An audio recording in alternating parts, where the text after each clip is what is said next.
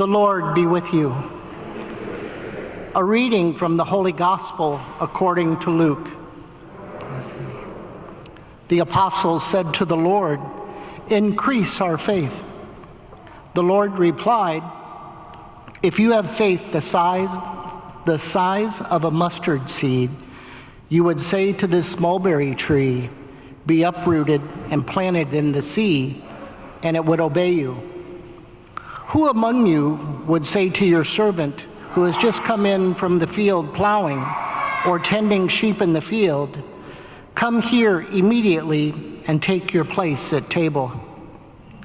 Would he not rather say to him, 'Prepare something for me to eat. Put on your apron and wait on me while I eat and drink. You may eat and drink when I am finished'? Is he grateful to that servant because he did what he was commanded? So it should be with you. When you have done all that has been commanded, say, 'We are unprofitable servants. We have done what we are obliged to do.'" The Gospel of the Lord.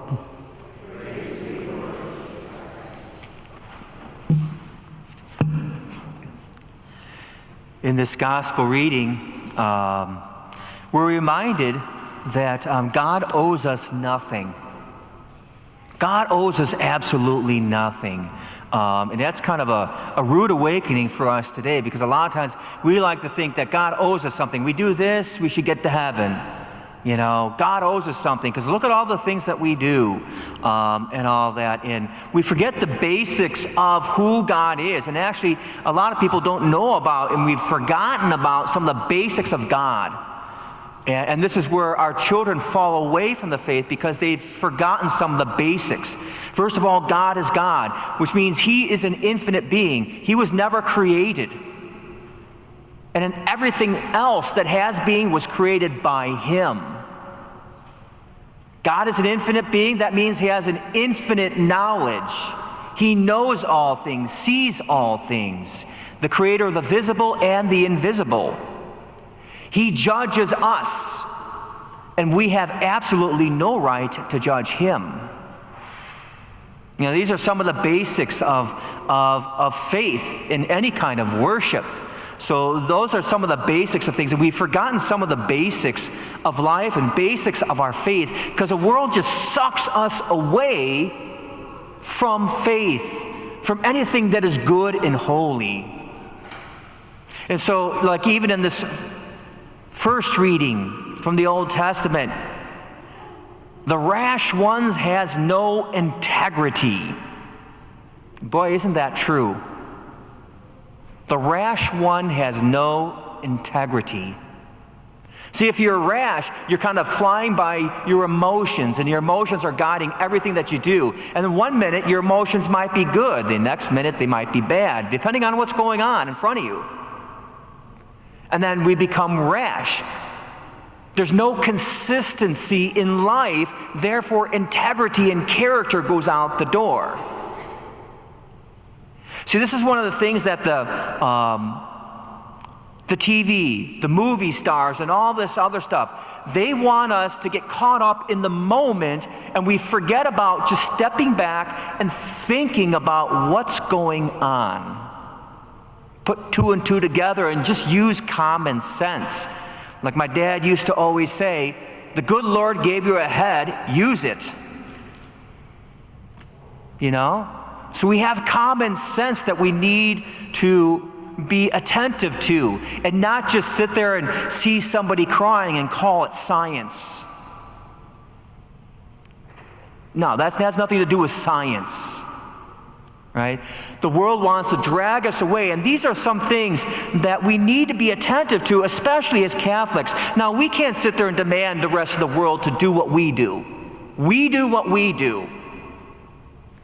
But it's important for ourselves not to get caught up into the mere human way of thinking that the world offers us.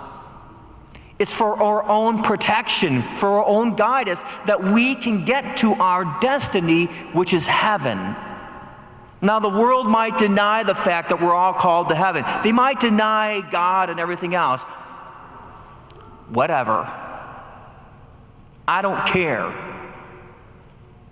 All I know is for me, I'm not going to do those things because I want to get to heaven and I want to love Jesus with all my heart because he's the one that died for me, nobody else.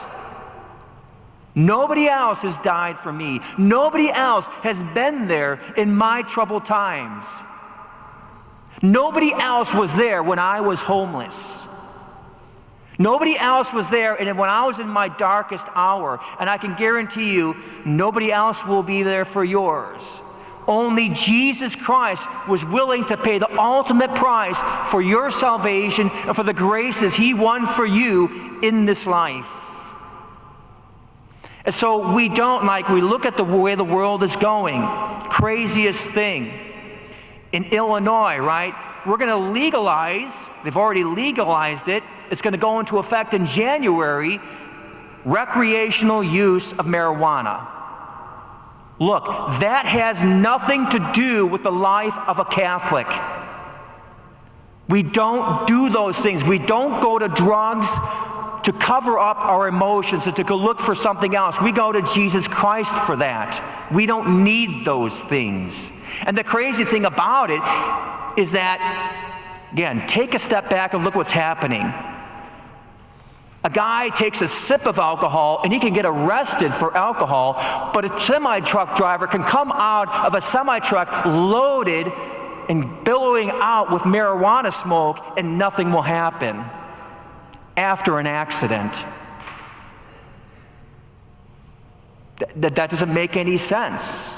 What's going on there? What is the world offering us? The world wants to push back against the church and our faith so that we would be minimized and marginalized in the faith. Even today, here in Illinois, Catholic Charities gave up adoptions.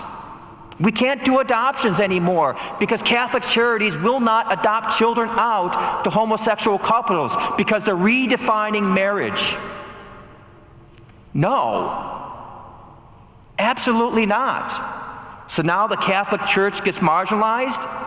You want to fix some of the problems at the border with the human trafficking and all these children coming over who say they're parents and they're not their parents? What do you do with all these children?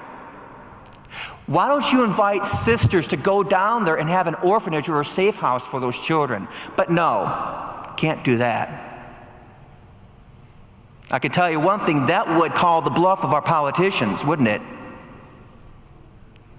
You know, so we're getting marginalized from all these things. And of course, what's the cure for having a baby and you don't have money? Well, you gotta take care of that issue. We'll even press tax dollars among the people so that you can save your money. You're right, you could never be a good mother right now. You should get rid of that. Whereas the Catholic Church says, you can be a good mother, even in this situation. And there is hope, and in fact, I'm going to be there for you. That's the dichotomy about what the world offers and what the church offers. These are the things that we do as opposed to what the world does. Going from one rash judgment to another. Now we're legalizing gambling all the more, taking from the poor and giving to the rich. Who are the ones that want to taking advantage of somebody who is poor, who is desperate, so desperate they're willing to take that chance, just by chance, even though it's less than a quarter of a chance that it will be successful for them. And even then, they don't have the education to use their money wisely. Instead of helping these people out of the hole, they bury them. And why do they legalize marijuana, recreational use? Because they're going to save their screw up, the debt of Illinois. Why are you in debt in the first place? Because of the rash judgments you've made. And we as a people, as a community, as citizens, yes, worship this God, the state, as if the state can make anything good. Making rash judgment over rash judgment. Paying the homage to the money god. that is not faithful. But as for us as Catholics, we follow Jesus Christ. We follow his ways. That's why we come here each day, to be strengthened in his ways, so that we would keep that clear mind, because the world is just sucking us out, pulling our children. They own the education system. They own the entire entertainment system. It is imbued in our culture to deny faith and to deny anything our church teaches. Yet if we want the blessings of Almighty God, we need to stay with Jesus. We need to stay in his ways. And it means carrying the cross today. It might mean a little bit being marginalized, but it also means for Catholics of faith and in Christians in faith to stand up to the devil who is ruling this world, to say, no, we will not follow you. We will follow Jesus Christ. We will be a light to the world. We will not allow others to fall in despair. We will honor the dignity of every human being, no matter what sins they may be committing. Because we're Christians and we're Catholics. What an awesome call that we have been called to transform this world into life, to love, and to hope. To enter into the struggle, to be real about our faith in these issues. But as Catholics, we follow it. We ourselves, what everybody else does is what they do. I'm not doing it. And we encourage others to do the same, and hopefully they see that light. We can't make anybody do anything. We're powerless over those things.